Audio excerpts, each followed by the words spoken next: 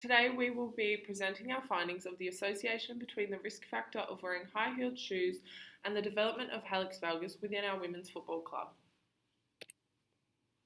Hallux valgus, also referred to as HAV or bunions, is a common forefoot deformity. Hallux valgus is a deviation greater than 15 degrees of the hallux inwards towards the lesser digits. Previously, hallux valgus was believed to be due to an enlargement of the first metatarso-phalangeal joint. However, this is not the case. The pathological process of this musculoskeletal pathology is simply medial deviation of the first metatarsal, followed by lateral deviation of the proximal phalanx. As the first MTP joint is only medially supported by the medial sesamoid and medial collateral ligaments, it is believed that the failure of these structures is the first step of this progressive deformity. The first metatarsal then deviates medially due to the lack of support from surrounding structures. Lateral deviation of the proximal phalanx then follows, moving into a valgus position. This deformity is then exaggerated by extensor hallucis longus and flexor hallucis longus tendons bowstringing laterally. There is a number of risk factors, both intrinsic and extrinsic, that may contribute to the development of hallux valgus deformity. Intrinsic factors include gender, age, genetic predisposition, hypermobility of the first ray, other foot deformities, and ligament laxity.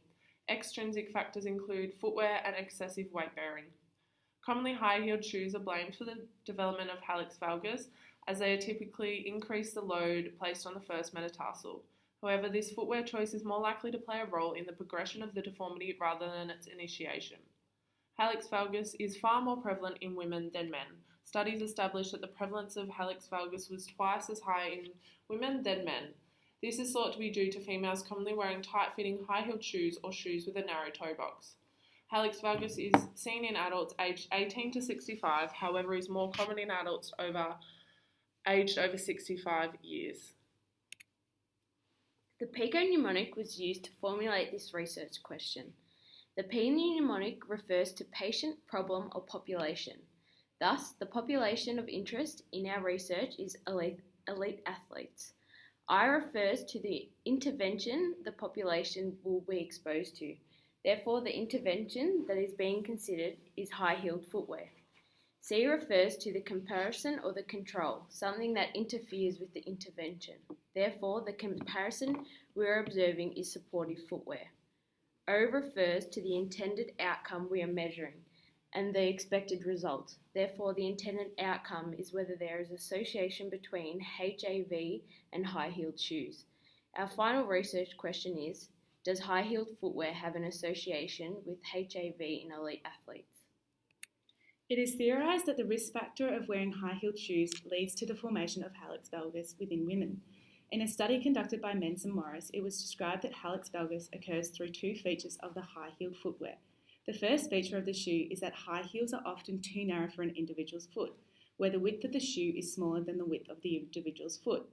This therefore forces the toes to bunch up into the small space of the toe box aspect of the shoe and consequently causes a lateral deviation of the hallux. Through the frequent wearing of narrow shoes and high heels, over time it will cause the constant lateral deviation and therefore lead to the formation of hallux valgus. The second feature of this footwear by which hallux valgus occurs is wearing a heel height greater than 25 millimeters. The mechanism through which heel height is theorized to cause hallux valgus is not as apparent as it is with narrow shoes or poor-fitting footwear. However, Menz cites previous studies which has shown that pressure within an individual's foot shifts medially when high-heel shoes are worn. This would indicate that heel elevation increases the greater reaction force beneath the first metatarsal heads, causing the individual wearing the shoes to roll off the medial aspect of the hallux during propulsion. This then leads to a muscular imbalance through a biomechanical altered gait and lateral deviation of the hallux and ultimately results in the development of hallux valgus. Menz and Morris's 2005 article, Footwear Characteristics and Foot Problems in Older People, is a cross-sectional study using a population selected from a retirement village who experienced foot pain. The sample size for the study was 176 participants, and all were aged between 62 and 96 years old.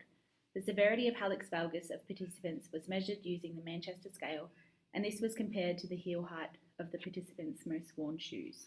The study is level 4 on the NHMRC evidence hierarchy, meaning that the level of evidence is poor and the causal link between heel height of shoes and hallux valgus can be associated but not proven.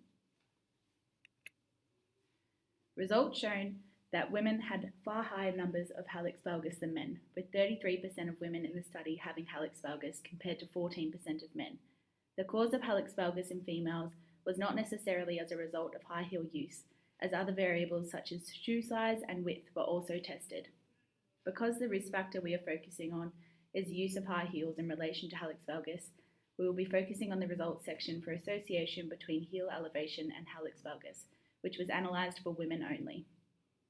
The results in this section showed 22% of women in the sample wore outdoor shoes with a heel elevation greater than 25 millimetres.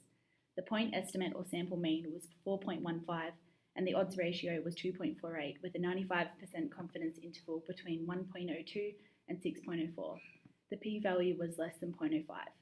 Although this is deemed statistically significant, only 2 women out of the 26 who reported having worn heels still currently wear this style of shoe. All other women reported wearing heels when they were younger, so their current hallux valgus could be caused by another number of other factors other than previous high heel use. The small sample size also makes this data difficult to generalise to the greater population. The results, combined with the fact that this is a low-level evidence study, suggest that we cannot confidently conclude that high heel use increases the use of hallux valgus. The article entitled Factors Associated with Hallux Valgus in a Population-Based Study of Older Women and Men, the Mobilized Boston Study, conducted by Nguyen et al. 2010, is a retrospective cohort study with the objective to examine the potential risk factors for hallux valgus in the elderly within the Boston and Massachusetts community. Within the study, the sample size was 386 for women, which is what we'll be focusing on as our risk factor is wearing high heels and whether it causes hallux valgus. Within the study, they deemed hallux valgus was present if the angular deviation of the hallux with respect to the first metatarsal bone towards the lesser toes showed the angle to be greater than 15 degrees. According to the NHMRC Levels of Evidence Hierarchy, a retrospective cohort study is classified as Level 3 subcategory 2. As this is low on the hierarchy, it suggests that the level of evidence is not gold standard and that the likeliness of wearing high heels is the exact cause of hallux valgus is poor. Within the study, there were 600 participants, 386 women and 214 men, aged 64 years or older. With the participants, they compared different possible associations for both men and women and the development of hallux valgus. These included BMI, race, education, presence of foot pain, pes planus, and for women high-heeled use. They determined that from this sample size that women had a higher prevalence of hallux valgus of 58%, whereas the presence in men was 25%. Specifically for the risk factor of high-heeled use in women, they classified these into 3 subcategories. 1, those who wore high-heel shoes as their usual shoe type for the duration between ages 20 to 64 years. 2, those who wore high heels as their usual shoe type of at some stage between 20 to 29, 30 to 44, and 45 to 65 years of age, but not continuously across age groups. And 3, those who did not wear high-heeled shoes as their usual type of shoe between the ages of 20 to 64 years. Within Category 1, it was determined that 23% of women had worn high-heel shoes as their usual shoe type. Category 2 was 38% of women, and Category 3, 39% of women had not worn high-heeled shoes as their usual shoe type. In regards to those results across the 3 categories, it was found that women who had selected Category 1 had a 20% increased likelihood of having hallux valgus in comparison to the women who had selected Category 3. This was expressed with a 95% confidence interval of 1 to 1.5, with a p-value of 0.04. This showed that there was a small statistical significance in the trend of hallux valgus and the wearing of high-heeled shoes. Although high-heeled use is deemed statistically significant, other variables were considered where they linked a lower BMI in high-heeled use to have an increased likelihood of hallux valgus. It was found that 67% of women with a normal BMI had hallux valgus.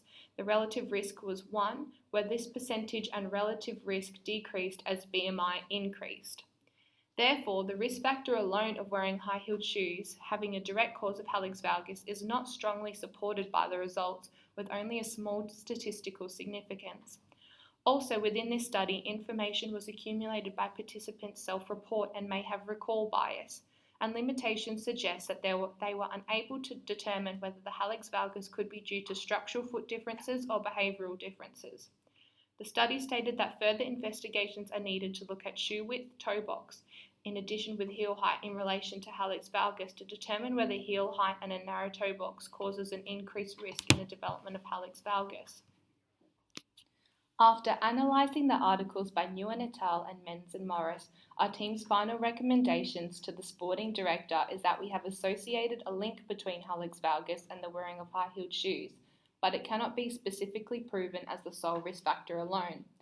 Therefore, we would recommend that the use of high heels to be kept as low as possible with your athletes to ensure the risk of hallux valgus is kept to a minimum.